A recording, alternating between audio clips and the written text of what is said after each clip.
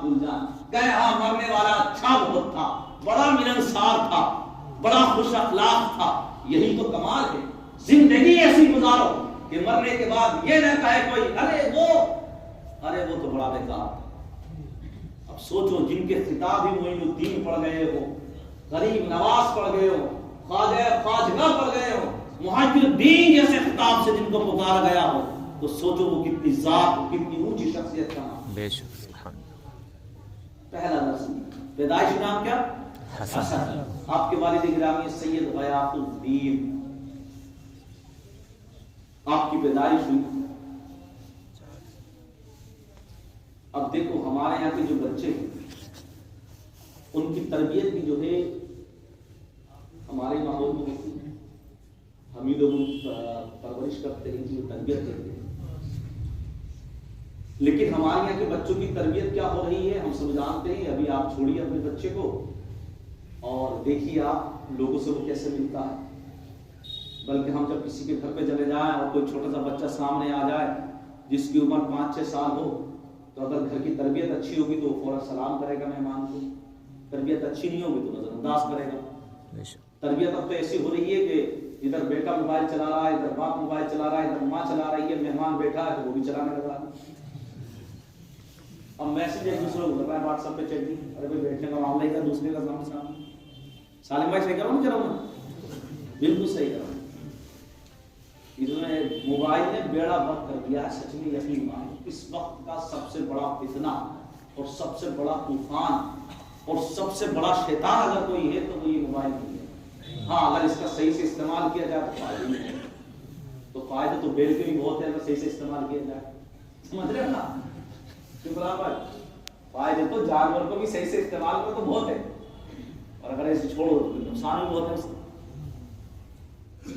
خواجہ غریب نواز کی تربیت کس کے گھر میں تھی؟ سادات کے گھر میں. آپ حسنی حسینی دونوں کیا ہیں؟ حسنی حسینی دونوں.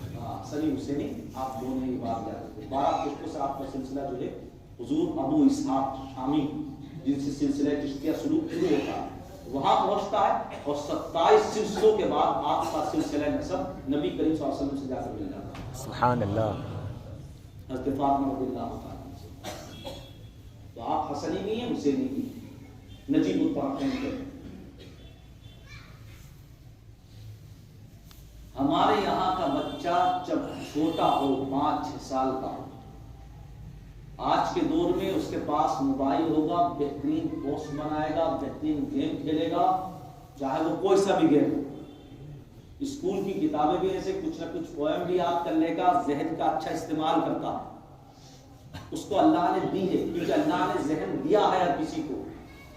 جو بھی پیدا ہوا ہے اس کو اللہ نے ذہن دیا ہے, اس میں ٹیلنٹ رکھا ہے, صلاحیت رکھی ہے. بس شرط یہ ہے کہ اس جس چیز پر آپ اس سے محنت اور مشقت کراؤ گے, جس چیز کو وہ بار بار کرے گا اس میں وہ عبور حاصل کرے گا. توجہ سنیے گا, اس میں وہ عبور حاصل کرے گا. آپ نے بچے کی اچھی تربیت کی تو اس کے رزلٹ اور نتائج بھی اچھے آئیں گے. لیکن اگر بچے کی تربیت اچھی نہیں کی گئی تو اس کے نتائج اور رزلٹ برے آتے ہیں. اور ہم نے دیکھا کہ آج کا بچہ فوراً جب گھر سے باہر نکلتا ہے کوئی بات ہو جائے تو گالی بکے گا. آج کا بچہ فوراً جواب دیتا ہے, بڑوں کی عزت نہیں کرتا ہے, اس کے سامنے اس کے والدین کی بھی کوئی عزت نہیں ہے. لیکن یہ خواجہ معین الدین چشتی ہیں جو صرف اپنے والد گرامی اور اپنی والدہ کا صرف عزت و احترام نہیں کرتے, بلکہ ان کے گھر کی تربیت کا معاملہ یہ رہا کہ بچپن کا زمانہ ہے, ایک شاہی لباس آپ پہنے ہوئے ہیں, بہترین لباس آپ کے والد نے آپ کو عطا کیا اور کہا چلو عیدگاہ چلتے ہیں. جب خواجہ غریب نواز کا یہ بچپن ہے, نام حسن ہے, جب یہ بچہ عید کے دن نماز پڑھنے نکلتا ہے تو راستے میں ایک بچہ رو رہا ہوتا ہے اور پھٹے پرانے کپڑے ہوتے ہیں, آنکھوں کی روشنی جا چکی ہے, نبیرہ ہے. خواجہ معین الدین چشتی کی جب نظر اس بچے پر پڑتی ہے تو آپ اپنا لباس اتار کر کے اس بچے کو عطا کرتے ہیں تاکہ اس کے چہرے پہ خوشی آ جائے, تاکہ وہ بھی عید کی خوشیوں میں شامل ہو جائے. وہ بچہ اس لباس کو زیب تن کرتا ہے. خواجہ معین الدین چشتی کا آپ اخلاق دیکھیے, ان کی صفت کو ملاحظہ کریں. آپ اسی پھٹے پرانے لباس کو خود پہن لیتے ہیں, عیدگاہ جاتے ہیں, وہ بچہ عید کی نماز پڑھتا ہے. خواجہ معین الدین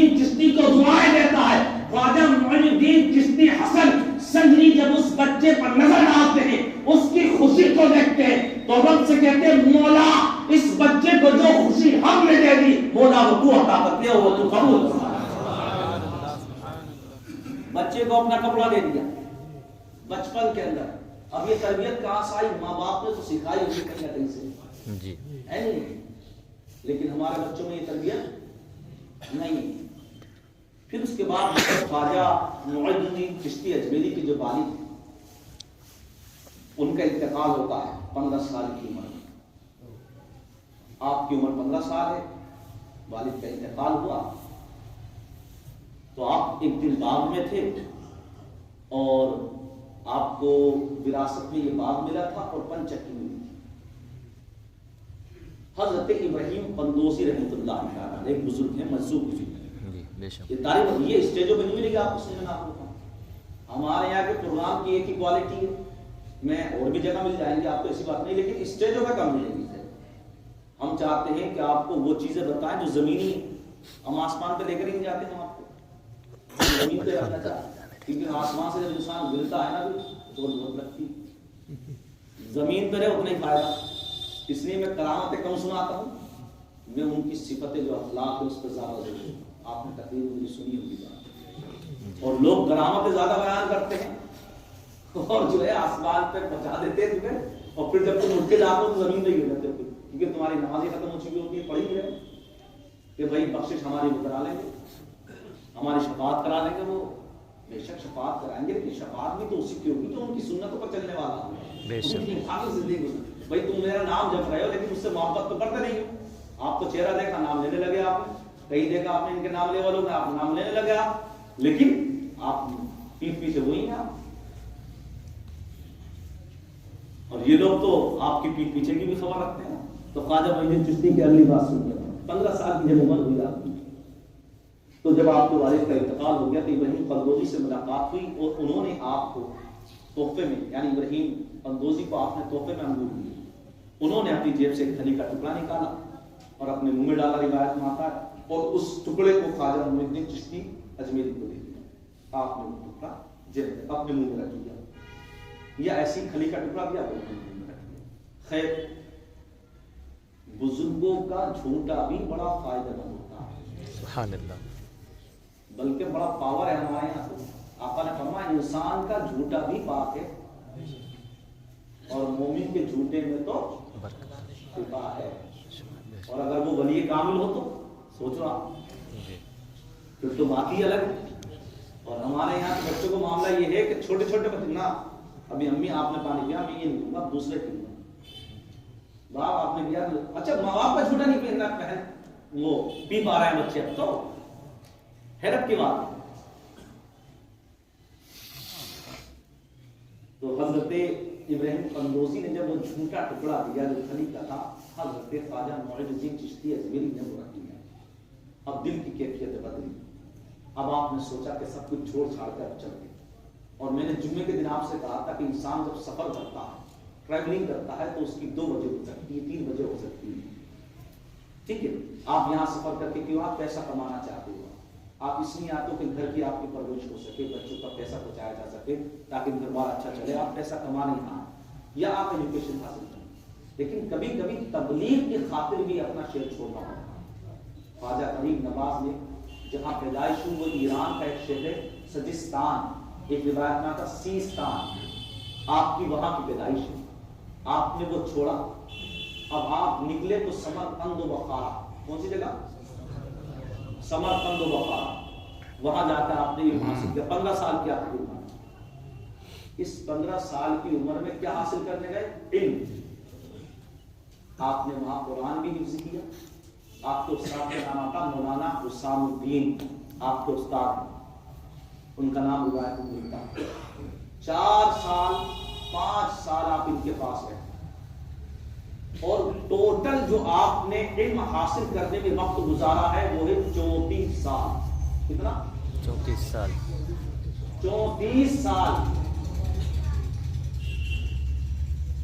34 سال، کیونکہ آپ کا وصال مبارک جو ہے 633 یا 34 اور 35، ان میں سے ایک، لیکن 633 زیادہ لکھا گیا ہے.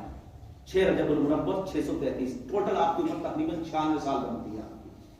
اگر 37 سے لگایا جائے گا تو 96 سال ہو جائے گا. اگر ادھر 32 اور 33 تو ادھر بڑھا دو گے تو بڑھ جائے گی. 34 سال علم حاصل کرنے میں گزار دیے. اور یہ جو 9 سال میں علم حاصل کرنے میں وقت لگاتے ہیں, سوچیں صرف 9 سال میں سب کچھ حاصل نہیں ہوتا.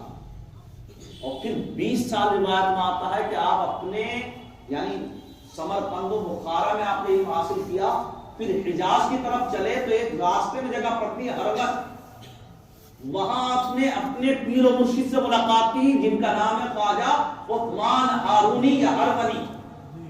ان سے آپ کی ملاقات, ان کے پاس آپ رہے 20 سال. کتنے؟ 20 سال. اب ہو سکتا ہے کہ 34 میں ہی وہ 20 کاؤنٹ ممکن ہے, پاسبل ہے, کیونکہ یہ الگ ملتا ہے, یہ الگ ملتا ہے, یا اس سے الگ.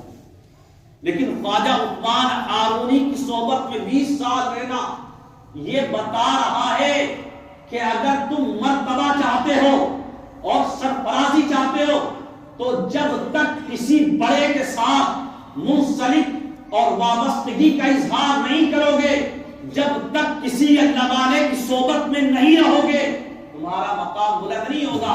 جب تک کسی مخدوم کے خادم رہو گے, ایک دن وہ آئے گا یہی خادم مخدوم پر جائے گا اور پوری دنیا اس کی خادم بن جائے گا. سبحان اللہ. بے شک صدیق اکبر سفر و حضر بازار و در ہر جگہ ساتھ رہے, مقام اتنا بلند کہ افضل بشر بعد الانبیاء بالتحقیق. بے شک سبحان اللہ. اسی طریقے سے خواجہ غریب نواز خواجہ عثمان ہرونی کے ساتھ ہر جگہ رہے, اور جب مکہ المکرمہ میں پہنچے تو میزان رحمت کے نیچے خواجہ عثمان ہارون نے دعا کی, مولا تیری بارگاہ میں اس کعبے کے پاس اس خواجہ معین الدین چشتی کو جس کا نام حسن لایا ہوں قبول فرما.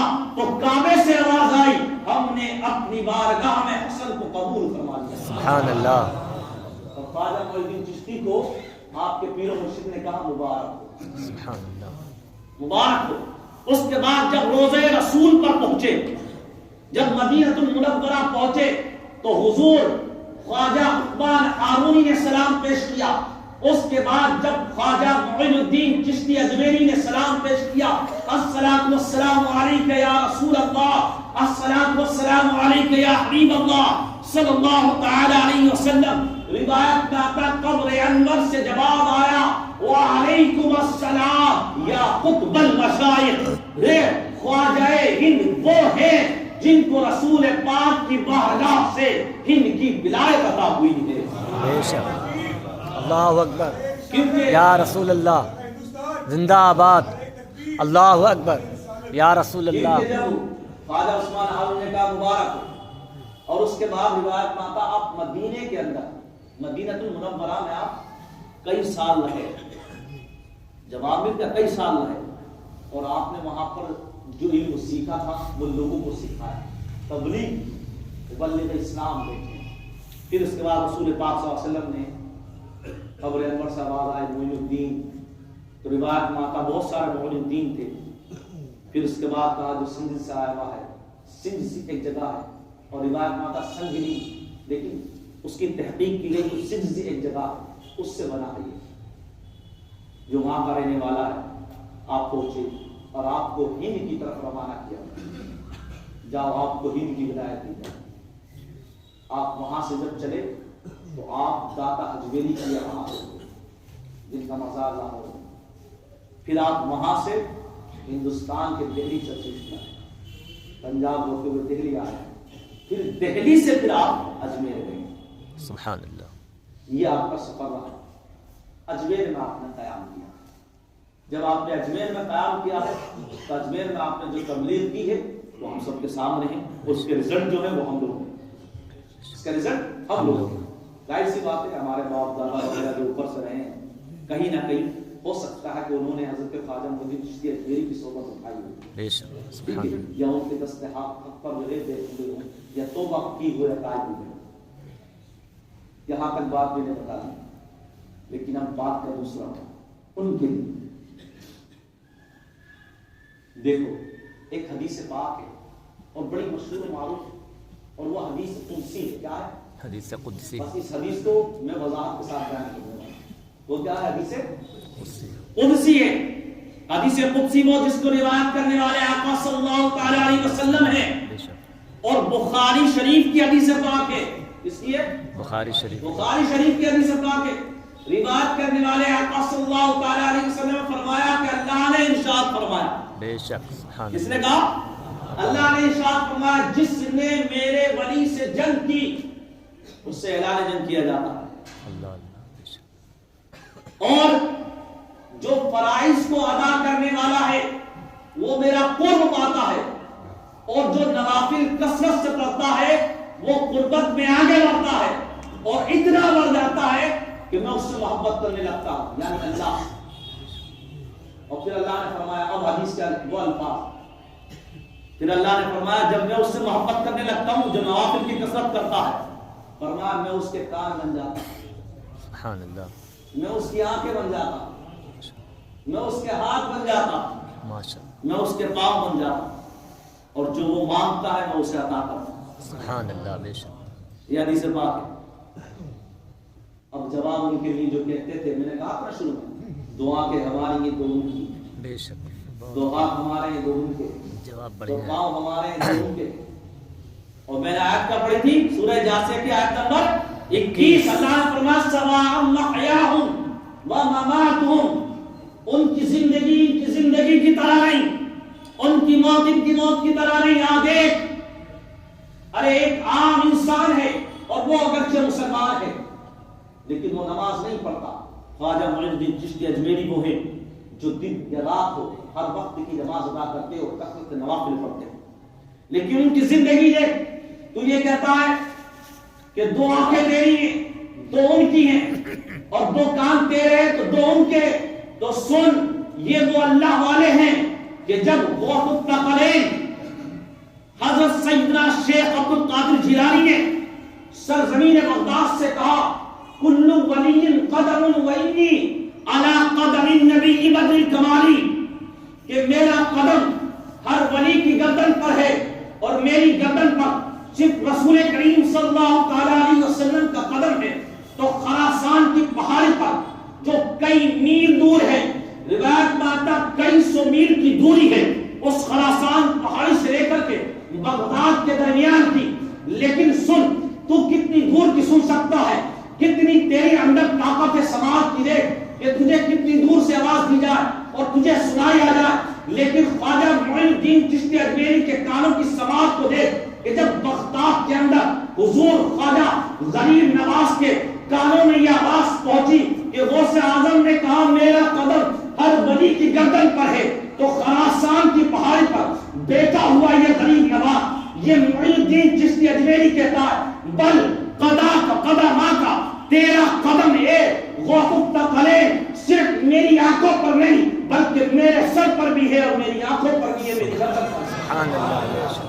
نعرہ تکبیر، نعرہ رسالت، خواجہ کا ہندوستان، علماء اکرام، نعرہ تکبیر.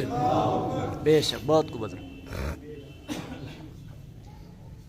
نہیں چاہیے، آپ مصروفیت چاہیے، ہر کسی کے ساتھ کوئی نہ کوئی مصروفیت رہتی ہے. تو آپ سوچئے، اب وہ لوگ سنیں جو کہتے ہیں کہ دو کان ہمارے ہیں دو ان کے.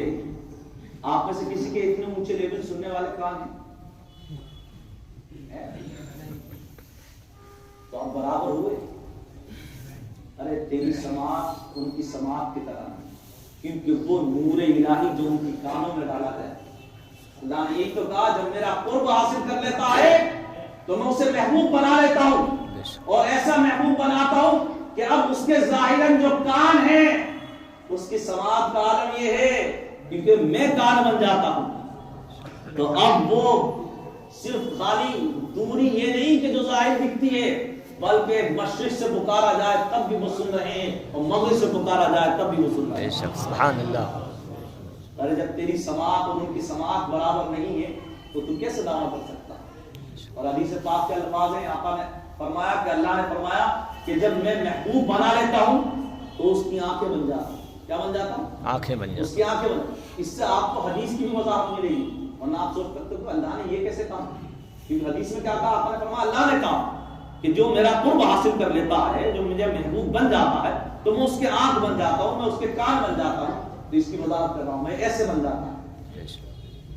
اب دیکھیے اللہ تبارک و تعالیٰ نے فرمایا کہ میں اس کی آنکھیں بن جاتا ہوں. تیری آنکھیں کتنی دور کا دیکھتی ہیں؟ 6x6 یہی ہوتا ہے نا پیمانہ آنکھیں جاچنے والا. کتنا دیکھ سکتی ہیں تیری آنکھیں؟ کسی میدان میں کھڑا ہو کہاں تک دیکھ سکتا، آسمان پر نگاہ ڈال کہاں تک دیکھ سکتا ہے. لیکن سن، یہ وہ نگاہ ہے جو مستقبل کو بھی دیکھتی ہے. آپ بیٹھے ہوئے ہیں، آپ کے ساتھ بہت سارے ارد گرد مریدین بیٹھے ہیں. ایک بچہ گزرتا ہے، خواجہ معین الدین چشتی اجمیری لوگوں سے کہتے ہیں سنو، یہ جو بچہ گیا یہ جب تک نہیں مرے گا جب تک کہ دلی کا سلطان نہیں بنے گا. سبحان اللہ. جان تو یہ بچہ کون تھا؟ یہ مرنے سے پہلے بادشاہ بنا اور اس کا نام شمس الدین التمش. شمس الدین التمش. تیری نظر دیکھ سکتی ہے تیروں کا ہے. اور سن، نظر کا عالم یہ ہے کہ خواجہ معین الدین چشتی اجمیری کا معاملہ یہ تھا کہ جب کسی کا انتقال ہو جاتا تو اس کے جنازے میں جاتے اور جنازے کے ساتھ چلتے، قبرستان پہنچتے اور جہاں دفن کیا جاتا وہیں بیٹھ جاتے. بچے تو آج کل چھوڑ کے بھاگ جاتے ہیں، خواجہ اپنے مریدوں کے ساتھ ہیں، بیٹھے رہتے ہیں اور ساتھ میں مرید بھی بیٹھ جاتے. اور خواجہ قطب الدین بختیار کاکی جو آپ کے مرید خاص ہیں اور خلیفہ ہیں، وہ فرماتے ہیں کہ خواجہ غریب نواز بیٹھ گئے اور آپ کا چہرہ متغیر ہو گیا. ہے تیری پاس کوئی وہ آنکھ؟ ہے تیری اتنی بصارت؟ ہے تیری آنکھوں میں وہ طاقت کہ زمین کے اندر کا دیکھ سکے؟ خواجہ قطب الدین بختیار کاکی فرماتے غریب نواز کا جو چہرہ تھا متغیر ہوا، پھر کچھ دیر کے بعد غائب ہو گیا، یعنی بالکل نارمل ہو گیا. پھر کہا خواجہ قطب الدین بختیار کاکی سے کہ یہ مریدی بھی عجیب چیز ہے. کہا کیا ہوا؟ کہا یہ ہے کہ عذاب کے فرشتے آ گئے. کیا؟ عذاب کے فرشتے آ گئے، لیکن ہم بیٹھے ہوئے تھے. اور ادھر سے خواجہ عثمان ہارونی رحمت اللہ تعالی علیہ کا وہ مرید جب کہتا ہے کہ خواجہ معین الدین چشتی اجمیری کا جو مرید ہے، اور جب وہ واسطہ دیتا ہے خواجہ عثمان ہارونی کا، تو خواجہ عثمان ہارونی کے وسیلے سے جب وہ بات عرض کرتا ہے تو اللہ تبارک و تعالی عذاب ہٹا لیتا ہے. اس سے معلوم ہوا کہ جب کسی اچھے پیر کا مرید ہوا جائے تو اچھے پیر سے وابستہ ہونے کی وجہ سے عذاب میں بھی تخفیف ہو جائے گا. اور یہ کوئی بڑی بات نہیں، یہ حقیقت ہے. تو سوچو جب کسی اچھے پیر کی وجہ سے عذاب میں تخفیف ہو جائے تو جو رسول کریم کا سچا غلام ہوگا، سچا امتی ہوگا، اس کے بھی عذاب میں تخفیف ہو جائے. یہ ختم ہو جائے. بس یہ ہے کہ محبت رسول صاحب میں فرماتے ہیں. تو یہ تو بصارت کی بات ہوئی. حدیث کے ایک الفاظ یہ ہیں، آقا نے فرمایا کہ اللہ نے فرمایا کہ میں اس کی سماعت بن جاتا ہوں، میں اس کے کان بن جاتا ہوں، میں اس کی آنکھیں بن جاتا ہوں. اللہ کے نبی نے فرمایا جب بندے کو میں محبوب بنا لیتا ہوں تو میں اس کے 2 ہاتھ بن جاتا ہوں. کیا بن جاتا ہوں؟ 2 ہاتھ بن جاتا ہوں. اور وہ جو کہنے والے کہ 2 ہاتھ ہمارے تھے 2 ان کے تھے، سنیں تیرے ہاتھ کتنا وزن اٹھا سکتے ہیں؟ جم کرنے والا ہے نا، تو جم کرتا ہے تب بھی بتا کتنا اٹھا ہے؟ 50 کلو، 200 کلو، 300 کنٹل وزن اٹھا گا. کتنا اٹھائے گا؟ حضرت علی تو نہیں بن جائے گا نا کہ تھیبر اٹھا لیا اور ڈھال بنا دیا. معلوم ہوا کہ اللہ والوں کے ہاتھوں میں جو طاقت ہے وہ اللہ کی دی ہوئی طاقت ہے، وہ ایسی روحانی طاقت ہے کہ جو ہر کسی کو نہیں ملتی ہے. ہمارے ہاتھوں میں طاقت نہیں کہ 50 کلو 200 کلو 300 کلو وزن اٹھایا جائے. خواجہ معین الدین چشتی اجمیری نے ایک پیالے کو ہاتھ لگائے اور مریدوں سے کہا لو پکڑو اور جاؤ والا ساگر سے کہو تم کو خواجہ نے بلایا. وہ والا ساگر جس کی گہرائی کا نہیں معلوم، وہ والا ساگر جس کے پانی کے وزن کا نہیں معلوم کتنا ہے. ارے پانی سے بھرا ہوا ڈرم ہو تب بھی کئی لوگ ملتے ہیں تب اٹھاتے ہیں، لیکن خواجہ معین الدین چشتی کے مریدین کے ہاتھوں میں اللہ نے وہ طاقت ڈال دی تھی کہ سارا ساگر اس مشکی سے نہ آ گیا اور اس کو اٹھا کر خواجہ کی بارگاہ میں پیش کر دیا۔ سبحان اللہ، بے شک۔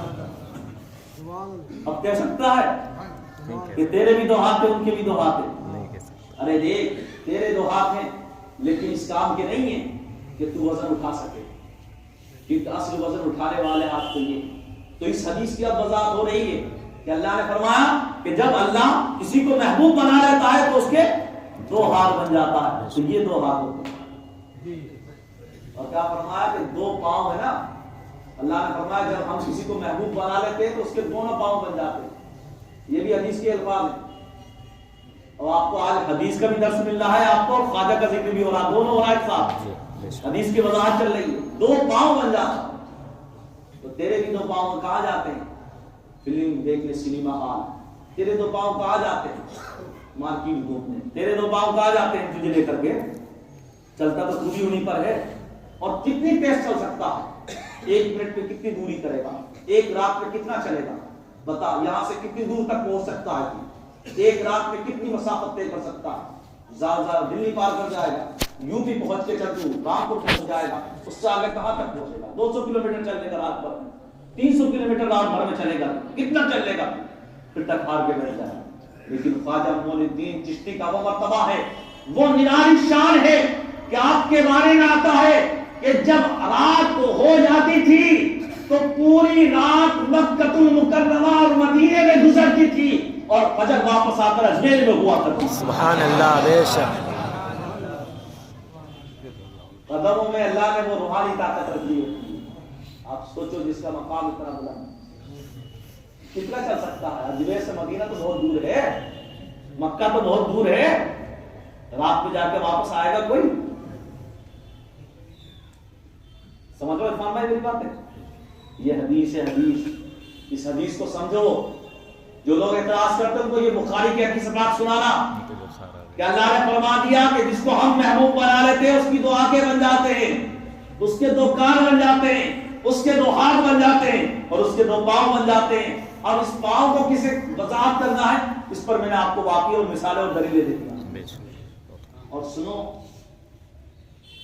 یہ تو بات ہو گئی زندگی کی، تو معلوم ہوا کہ اللہ نے کیا فرمایا سواء محیاہم، کہ تیری زندگی ان کی زندگی کی طرح نہیں۔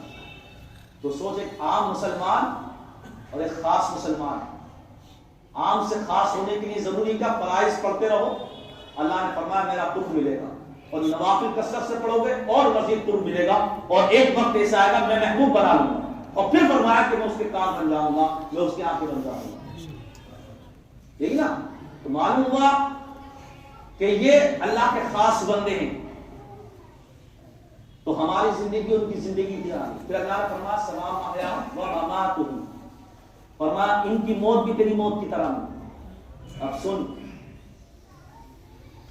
شاداب بھائی، کام پورا کمپلیٹ ہو گیا، وہاں سب ریڈی ہے؟ کیونکہ میں تقریب پہ ختم کر دوں سب، ورنہ میں جب تک کرتا رہوں گا ٹاپک تو بڑا زبردست ہے۔ اظہر بھائی تیار ہے سب کی چیز؟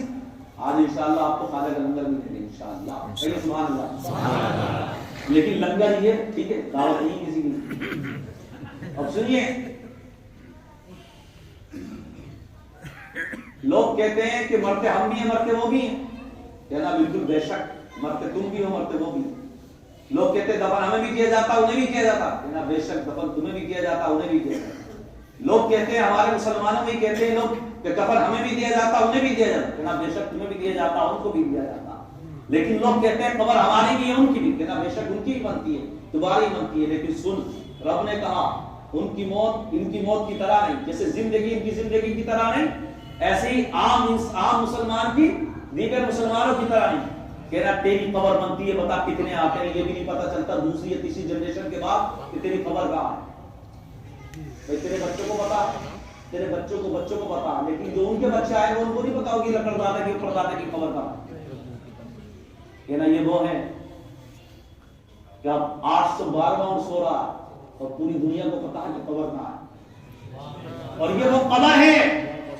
ارے تیری قبر کا نام و نشان مٹ گیا، نہیں پتا کہ وہ تاریخ ہے یا روشن ہے، کس قبرستان میں ہے، کسی کو نہیں معلوم، لیکن یہ وہ قبر ہے، اس کو وہ مقام اور وہ درجہ مل چکا ہے کہ جب لارڈ کرزن جو ہندوستان آیا تھا، انگریزوں کا دور تھا، 1902 کی بات ہے، جب وہ اجمیر پہنچا تھا، اجمیر پہنچنے کے بعد جب قبر کے ارد گرد میلہ دیکھا، لوگوں کا ہجوم دیکھا، لوگوں کے دلوں میں محبت دیکھی، جو محبت آج تک چلی آ رہی ہے کہ ہندوستان کا کوئی بھی پریزیڈنٹ بن جائے، کوئی بھی پرائم منسٹر بن جائے، کسی بھی اسٹیٹ کا سی ایم بن جائے، ہم نے دیکھا کچھ لوگ مسرور ہو کر نظارے بھیجتے، کچھ لوگ مجبور ہو کر چادر کے نظارے بھیجتے، مگر لارڈ کرزن نے کہا تھا کہ میں نے ہندوستان کے اندر اجمیر شہر میں ایک ایسی قبر دیکھی ہے جو تمام انسانوں پر اور ان کے دلوں پر حکومت کر رہی ہے، سبحان اللہ، ان کے دلوں پر حکومت کر رہی ہے۔ اور حکومت میں یہی ہوتا کہ کچھ لوگ مجبور ہو کر نظرانہ دیتے ہیں، کچھ لوگ مسرور ہو کر دیتے ہیں، جو مسرور ہو کر دیتے ہیں تو وہ پاتے بھی ہیں، تبھی تو غریب نواز کہلاتے ہیں۔ اب سنیے،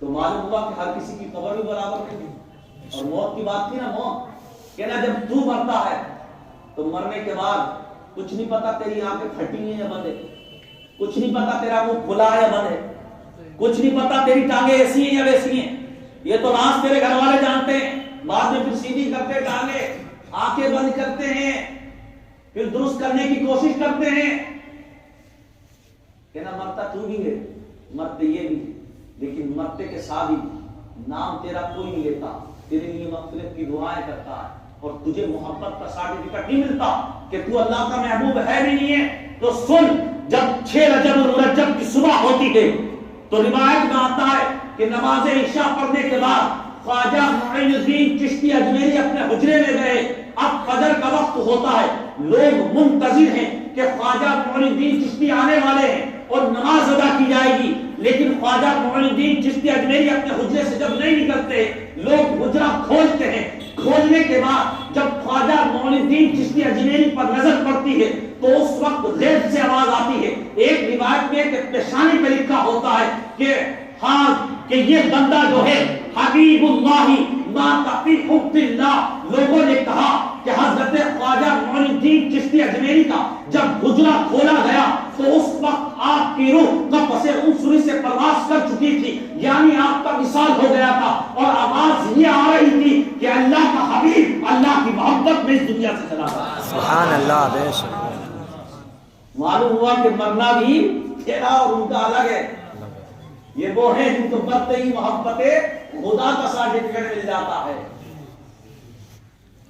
حبیب اللہ مات فی حب اللہ، ایک روایت پتا پیشانی پہ لکھا ہوا تھا، اللہ اکبر۔ ہے کوئی اب خواجہ غریب نواز کی طرح جو کہنے والا ہے کہ خواجہ غریب نواز یہ ہماری طرح یا ہم ان کی طرح، کہنا نہیں، تو اس سے جواب آپ کو یہ بھی ملا کہ نہ جب بزرگ ہمارے تیری طرح نہیں ہے تو رسول کریم کے بارے میں تو کیسے کہہ سکتا ہے کہ وہ ہماری طرح، کیسے کہہ سکتا؟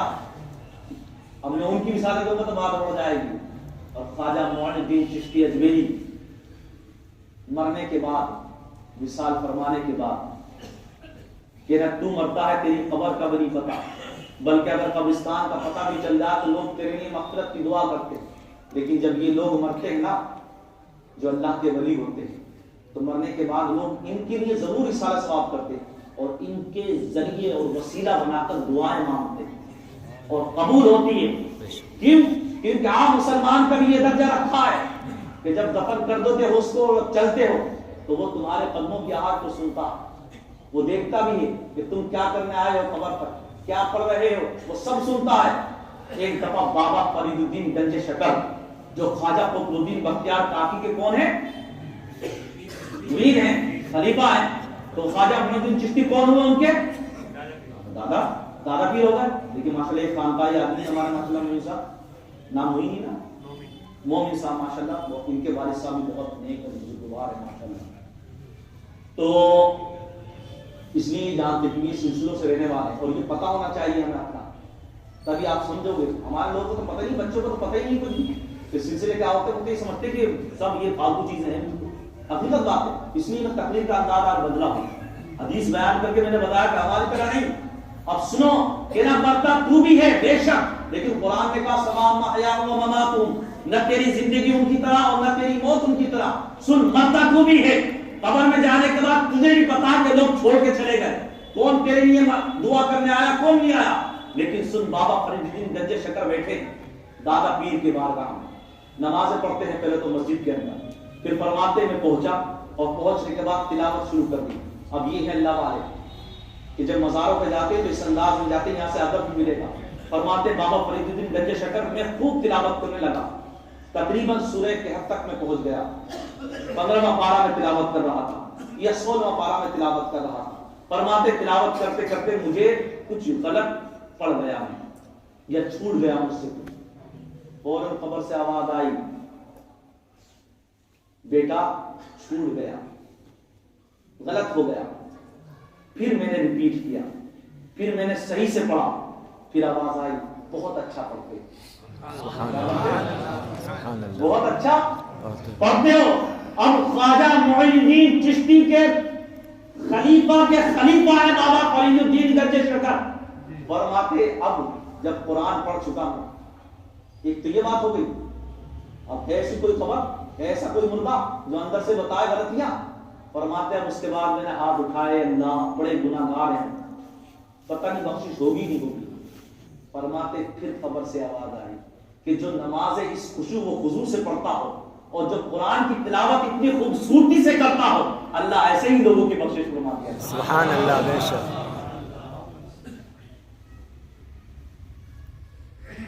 سمجھ آ رہی ہے؟ اس حدیث کا مفہوم بتا رہا ہوں، قرآن کی آیت کا مفہوم کہ تیری زندگی ان کی طرح نہیں.